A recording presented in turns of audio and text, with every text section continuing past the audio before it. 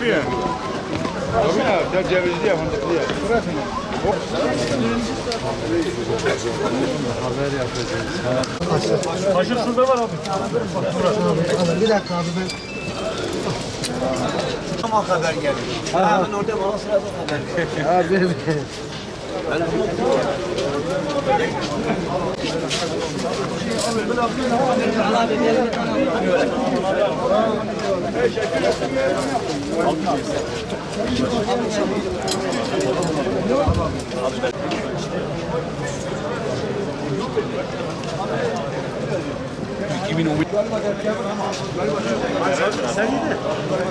Buraya da verin.